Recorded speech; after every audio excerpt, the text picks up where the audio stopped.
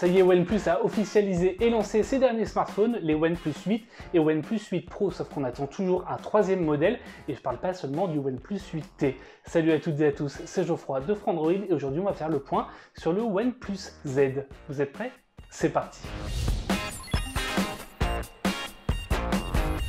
En fait, l'histoire elle remonte déjà à plusieurs mois. En décembre dernier, on a le leaker Unleaks qui a dévoilé le design de ce qui semblait s'appeler alors le OnePlus 8 Lite. C'est un smartphone avec un écran de 6,4 pouces, un écran poinçonné en haut au centre, un écran sans courbure sur les côtés et avec deux appareils photo qui sont positionnés au dos. Logiquement, on espérait donc une annonce en même temps que les OnePlus 8 et OnePlus 8 Pro, puisque c'était un 8 Lite, sauf que le 14 avril, lors de la présentation des nouveaux modèles, eh bien patatras, il n'y a pas eu de OnePlus 8 Lite. On a eu seulement droit au OnePlus 8 et OnePlus 8 Pro, deux smartphones qui sont respectivement lancés à 700 et à 900 €. Et en fait, il y a plusieurs raisons qui pourraient expliquer l'absence de cette version Lite lors du lancement des OnePlus 8. La première, ça pourrait être pour des raisons sanitaires, tout simplement, parce que d'après le site allemand WinFuture, eh bien, le OnePlus 8 Lite aurait été repoussé en raison de la crise sanitaire en cours, avec l'épidémie qu'il y a partout dans le monde, donc avec toutes les mesures de précaution qui ont été prises par tous les gouvernements, forcément, a priori, ça aurait pu retarder le lancement du OnePlus 8 Lite. L'autre explication possible, et c'est celle qui va nous intéresser le plus aujourd'hui,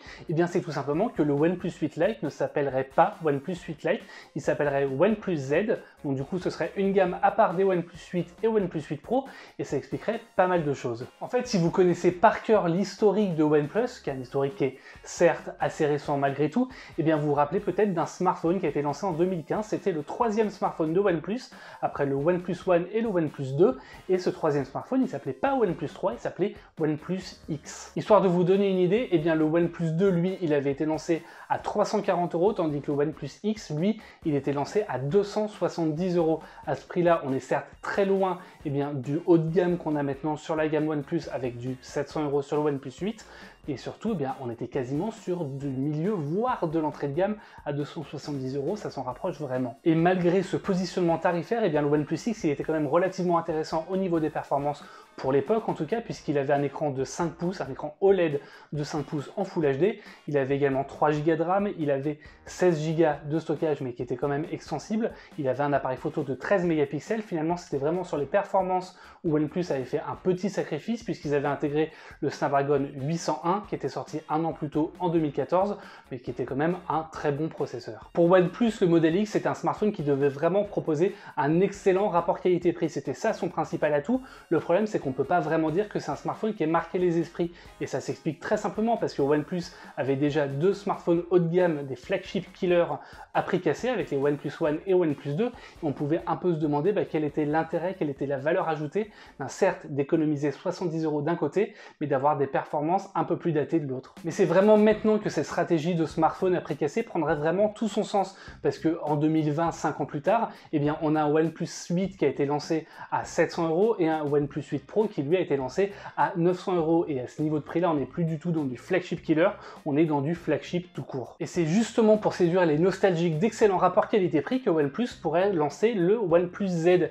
L'idée ce serait de relancer un petit peu la gamme avec des lettres, qui a été un peu abandonnée depuis, ces dernières années, en tout cas depuis le OnePlus X, à la faveur des modèles haut de gamme avec des chiffres, et l'idée ce serait également bien de proposer enfin du milieu de gamme et d'étendre la gamme de smartphones chez OnePlus. Et tout ça c'est plutôt logique, on l'a vu ces dernières années, parce que OnePlus est passé de 1 smartphone par an à 2 smartphones par an avec la gamme T qui sort à l'automne, à 4 smartphones par an avec la gamme, avec les modèles Pro, les déclinaisons Pro de ces smartphones, et désormais bien, il pourrait passer à 5 smartphones avec un modèle plus accessible, plus milieu de gamme, et qui en plus aurait l'intérêt de toucher les gens qui n'ont pas forcément 1000 € ou en tout cas plus de 500 € à mettre dans leur smartphone. Ça va être le cas notamment en Inde, où OnePlus est déjà une marque qui est très très forte.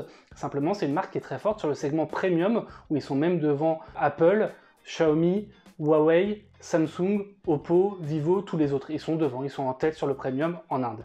Après, on ne peut pas s'attendre à ce que le OnePlus Z il ait la même fiche technique que le OnePlus 8, c'est plutôt logique. On l'a vu, il devrait avoir un écran plat certes OLED de 6,4 pouces, donc un peu plus petit. Il devrait avoir seulement 2 appareils photo au dos et il ne devrait pas embarquer le Snapdragon 865. À la place, il y a 2 puces qui sont envisagées pour le smartphone. La première, c'est une puce Mediatek, la Dimensity 1000, qui est une puce certes haut de gamme, mais qui est beaucoup moins chère que ce qu'on trouve chez Qualcomm en face.